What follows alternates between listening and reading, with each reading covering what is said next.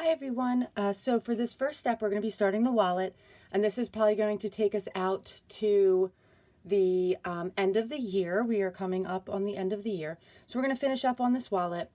I apologize if my camera's a little bit shaky. I'm having some tripod issues. So to start for today, we're going to be cutting out our pieces, and you have two pattern piece papers. So you have wallet back, wallet, large pocket, and then the other page. I'm going to pop a link for this in the assessment box. So if you've lost these, you can print them out for yourself. You will also need your fabric today and your two pieces of felt, as well as a pen or pencil and your scissors. All right, so to start, you are going to cut out your pieces right on the black line.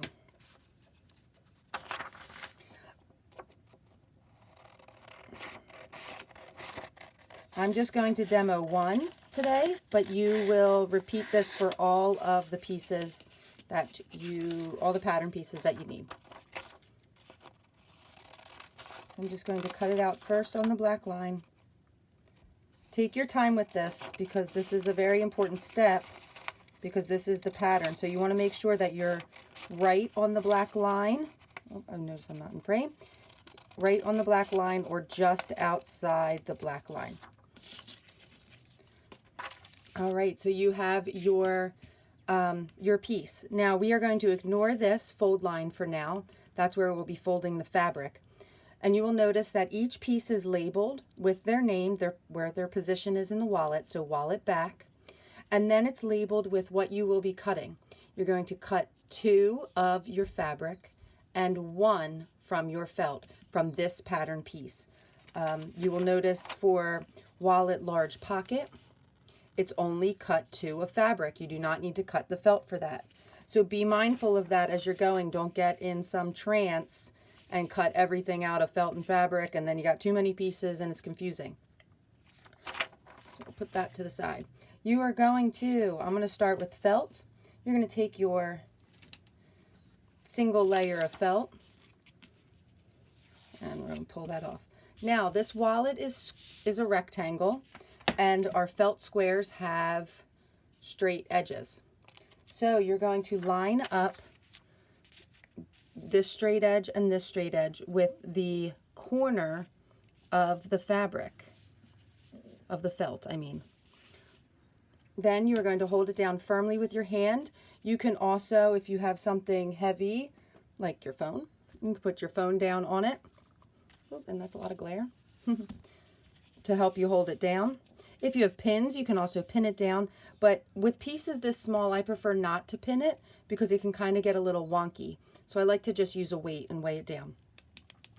And you are going to take your pen or pencil and you are going to outline your piece.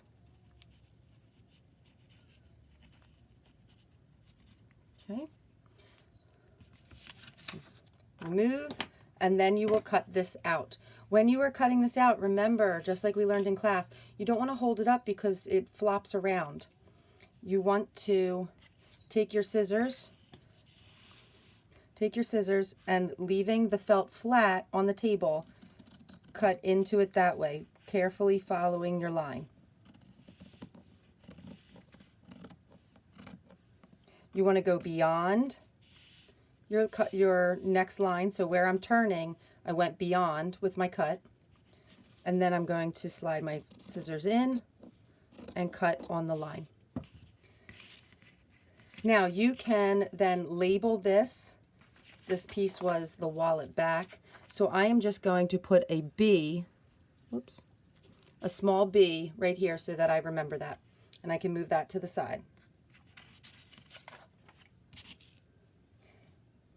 Then for this piece, okay, so then for the fabric, you are going to turn your fabric to the back side. Remember, right and wrong side, good side, bad side. So good side, this is the side I want to see when I'm finished. Bad side goes on the inside. You want your bad side facing up towards you because you're going to be marking it with a pen. And you want to line your edges up. If your fabric needs a little iron, you can certainly go ahead and do that. And I have my fabric currently doubled, so it's folded in half. So I have it doubled so I can cut both pieces at the same time. If you are not comfortable doing that, if you would prefer to cut one at a time, that is fine. That is up to you. Now for this piece, for my particular cut of fabric, I have what we learned about the salvage edge, the machined edge, that when it's on the loom, that this will not fray. So I'm going to use that. We know that that is a relatively straight edge. I'm going to use that to place my pattern on the top of that because I'm using that as a straight edge. I can't trust that this is a straight edge because it was cut, so I'm going to bring my pattern in a little bit on that side. I just have it lined up, and I'm going to place my phone again on top, and the exact same as the felt, I'm going to trace around. And you can see I'm not, just like we talked about in class, I'm not dragging my pencil across. I am making little hash marks so that you don't want the fabric to move on you. Okay. Now, you're going to pull your pattern off. For this, since I am double layered, I'm going to put my phone back down, and I'm going to cut along the straight line first. Putting the phone down keeps everything weighed down, or anything. You can use a candle or whatever you have that's got a little bit of weight. Okay. Once again, I went past my mark, and then I'm going to cut up, cutting through both layers, and then this side.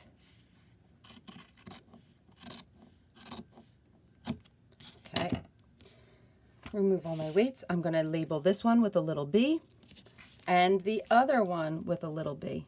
So now I have, matching with my pattern piece, 2 pieces of fabric. 2 pieces of fabric, 1, 2, and 1 piece of felt. What I would recommend is you cut all those pieces, lay them together with the pattern piece on top, move it to the side, and then start the next piece. You are going to do this for all of the pattern pieces that you have, the 2 sheets. So it should be a total of 1, 2, 3, 4, 5, 6 pieces that you will be, patterns that you'll be cutting out. And you should have a total of 10 pieces total. Okay. Yeah, 10 pieces total. So make sure that you're paying attention. This is just 1 of fabric, 1 of felt, fabric, and felt.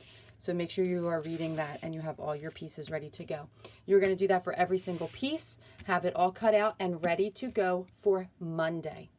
All right, I'll be talking to you soon. Message if you have any questions or concerns, and I'll talk to you soon. Bye for now.